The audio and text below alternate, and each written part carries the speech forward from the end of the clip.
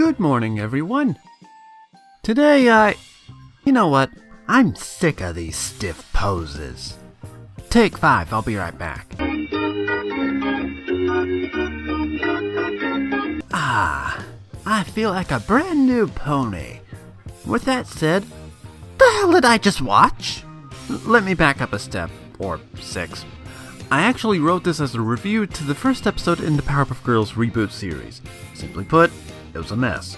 The style was too close to Clarence, the story just ripped off another episode called Makes Zen to Me, and the villain, ridiculously named Manboy, was extremely pathetic.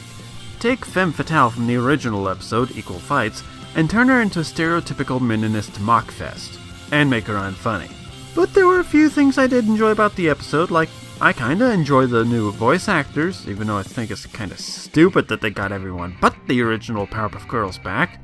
However, one thing that is kinda surprising about this reboot is that everyone bashed the hell out of the idea of it, then ended up kind of enjoying it. Even Pie Guy Rules, whose work I enjoy and admire, made a top 5 list of why the PBG reboot will fail, and turned around and said how it actually is kinda decent. It makes me think about how everyone lost their damned minds when the new Ghostbusters trailer aired. Matter of fact, everyone's still pissed about it. For the record, I don't mind it. Nah. Then the pilot episode dropped, and the general consensus was, I didn't care about it, and I was going to review it when I was directed to this episode, Rainbow. Now, don't think I'm just being a wimp, but one part of this episode did give me a headache. I'll let you know when, but if you can't stand bright, flashing colors, I'd recommend skipping the part.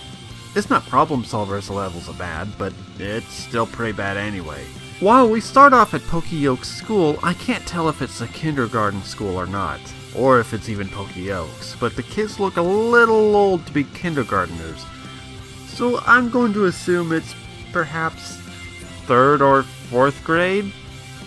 Miss Keene is still teaching, however, and is prepared for a special event, but Buttercup gives her absolute hell for it. Who can tell me a little bit about the magic of dangling participles? Why don't you check your spell book? Her joking around almost gets her sent off when the rainbow appears outside and Miss Keene goes on an acid trip. Principal's rainbow. Oh yeah! I was just about to give you a hug because you're just such a special little lady. Show of hands, who here is legitimately creeped out by this? And it goes for all the kids. They're dismissed, and we see that Blossom is 100 flavors of piss off because her teacher gave everyone an A+, making all the hard work she did worthless. This made quite a few people angry because it, as well as other moments, made Blossom obsessed with getting good grades.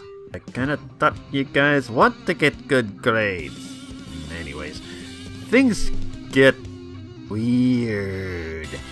This rainbow is making people super happy to the point that they just do whatever they want with a big smile on their face.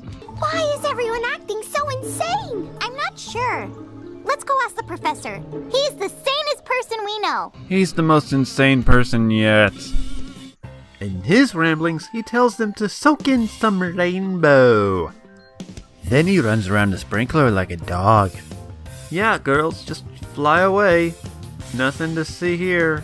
Earlier I mentioned that there's a segment that gave me a headache. Well, this is it. Skip to this timestamp if you're sensitive to bright flashing lights. We good?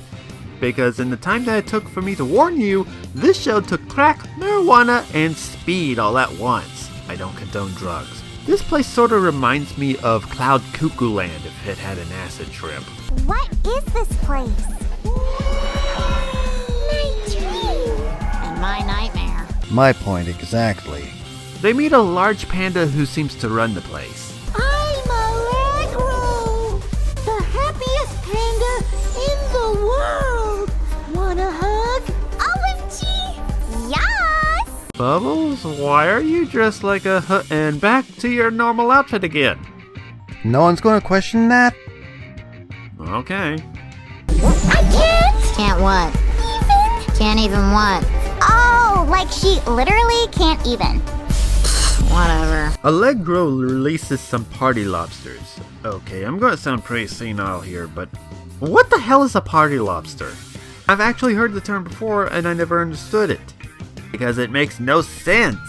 The party lobster hits Blossom and Bubbles with the Happy Destructo disc and we get even more creepiness. Dude, I'm moving okay. I feel slightly more cheerful than I normally do. Okay, if I saw any girl doing that in that way, I'd be much less in the mood for a party and much more in the mood for an exorcism. This thing causes them to dance, including doing some twerking. Anyone get their childhood shot while watching this? How are you holding up? Buttercup tries to get them to stop, starting an introspective moment, and if this episode does anything right, this is it.